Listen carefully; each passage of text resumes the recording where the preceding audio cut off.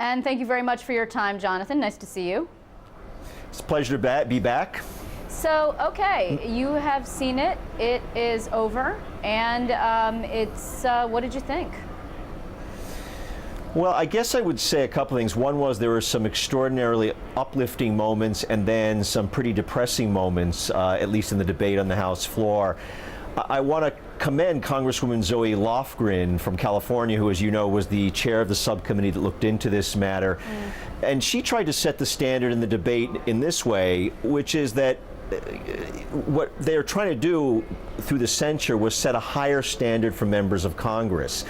And I thought it pretty sad that some of the defenders of Congressman Rangel were trying to convey the notion that because the Congress didn't punish Newt Gingrich and Tom DeLay and all these other lowlifes, that they should not punish Congressman Rangel for what he did. And I think what Zoe Lofgren was trying to say was, in the same way that once upon a time we didn't put people in jail for speeding when they were drunk, now we do. We're trying to set a higher standard. Let's face it, Congress is at probably its lowest approval rating among the American people. And I thought it just unfortunate that really the other thought I had was that this could have been over many, many, many months ago if Charlie Rangel had accepted the fact that he had done wrong, and if the political machine had said, Charlie, we love you, but you're wrong, and you've got to take the hit on this. Okay, but let's just play devil's advocate for a second. His argument and the argument of That's his defenders is to, and I will do it, is to say that he has done 4 decades in public service. He says again, yet again on the floor, he's a war veteran. He was in Korea, and all of that outweighs what he has done that for which he is now being punished. In addition, he also notes that historically, why should he be the guy who's the poster child for raising all of the tide? Because all of these other people had done things that were more serious and they were censured, and now he's doing something less serious and he's being censured. It's changing the nature of the punishment. So let me make a few points, all good points that you've made. The first thing is, he is a war hero, but as I wrote in the essay that I published today, I believe that he continues to cheapen that service by bringing it up each time as a argument for why we should let him slide now. He is a war hero. That's completely a different issue. The second thing is, and you know this, when I ran for office in this campaign, in the primary, I repeatedly said that Charlie Rangel has done a lot of good things for this country. He opposed the Iraq War. He's been a great defender for workers, for his community, and that service stands on its own.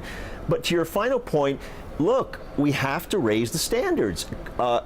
There's a sense among the people, and they are absolutely right, that members of Congress, elected officials, think that they are entitled to do things that regular people would never be entitled to do and would never get away with. That elected officials have chauffeurs, that they are treated differently, that they can basically not pay their taxes. The people in some way were crying out through, I think, the Ethics Committee. I think Zoe Lofgren and the Ethics Committee saw that and understood that what they're trying to do is set a higher standard. Well, why should we look? Arguably, what they saw was the Democrats' loss of control of the House. That's what they saw. I mean, do you not agree with the suggestion that this might be political? In fact, the congressman himself in the post-censure press conference said, I think this whole vote was political. But with all due respect, yes, there is an element of politics to this, but Charlie Rangel could have made this whole thing go away if many, many months ago, before the dynamic in the 2010 election was clear that the Republicans were surging. Remember, this has been going on for a very long time. Charlie Rangel could have stepped forward and said, I did something wrong, I want to accept my punishment now. Instead, he fought it. And there's an important point. The political machine did not demand that from it. The political machine in New York City did not come to Charlie Rangel and say, for the sake of the Democratic Party, for the sake of a good standard of politics and what we should be, which is that we should hold our own members to a higher standard, even more than the Republicans will do that.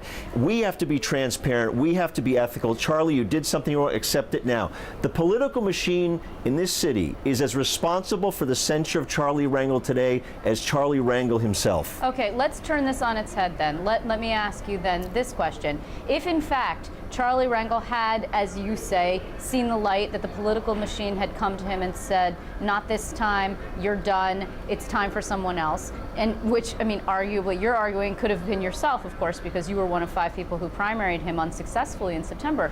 Would it have changed things for the Democrats when they lost control of the House? It's not all because of Charlie Rangel, surely. No, that's right, and that's why I don't think that the politics of it were as much as you say. There were a lot of things that happened. I mean, the deep unemployment, the 10% unemployment, actually 1 in 5 Americans out of work. I think there were the criticism of the president, right or wrong. Charlie Rangel actually, I think, was a minor figure in the national election. It was not nationalized just on the basis of Charlie Rangel. I want to ask you also, I know you were watching, were you surprised by what you saw in terms of his House colleagues, and not just Democrats like, say, Jerry Nadler, who of course is a scion of progressive politics. Everyone looks to him as being the liberal lion of the House delegation from New York, but also Pete King, a Republican from Long Island, stands up and says, I implore all of my fellow Republicans to please vote for reprimand. Did that surprise you? No, well, Peter King is from New York. It was, I think he was the only Republican, I could be wrong because I left before the end of the vote, that ended up voting the other way or in support of Congress. One of them was, I believe, was Ron Paul. Okay, or well, 2 others. Ron Paul, you can always count on to do something a little bit different. True. Sometimes, once in a while, on the Federal Reserve, he's been right. True. But no, I'm not surprised entirely by the New York delegation. I'd be curious, and I again did not see the vote, how many members of the New York delegation voted for either the amendment or against the censure in the ultimate vote. A lot of that has to do with friendships, but I go back to my previous point, and I don't want to single out any particular member of Congress in the Democratic congressional delegation in New York. That delegation, it's the responsibility of the politicians who represent the people and our party.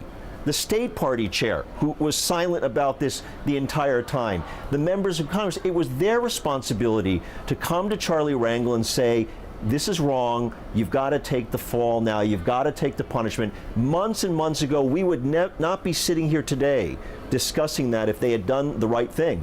Okay, so what happens now going forward is the question, of course. I think that his supporters say that he has no plans of going anywhere anytime soon. So will you challenge him again, assuming that maybe he runs? I'm sort of irrelevant in this conversation. I think the bigger question is what happens to this seat.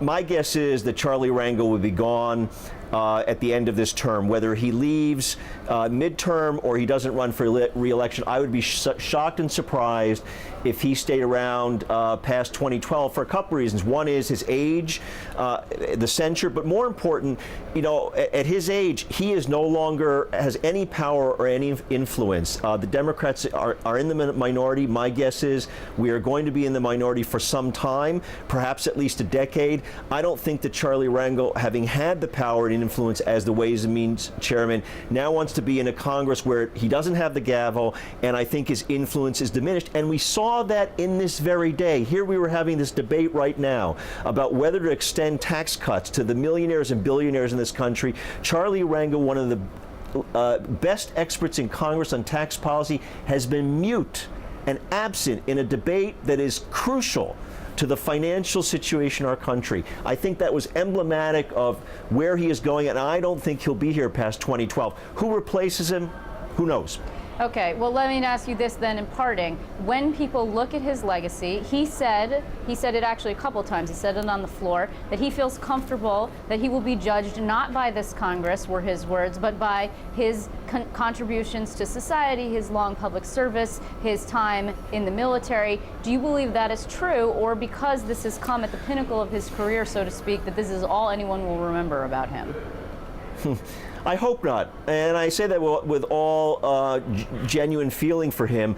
People are complicated. Sometimes we do things wrong. I'm not a perfect human being. You aren't. That's the way we are as human beings. He's been judged on violating rules And there's no question that you can't then ignore 40 years of his service. As I said, one of the great opponents of the Iraq War, one of the tragedies of that this country engaged in, Charlie Rangel was a leader against that war. We should never forget that. But you have to take those things together. And speaking as myself, as someone involved in politics, if his name was raised, would make that very clear, that there's something great to admire about him, his record, but you have to take into consideration that he did violate the rules, and he did do that for his benefit.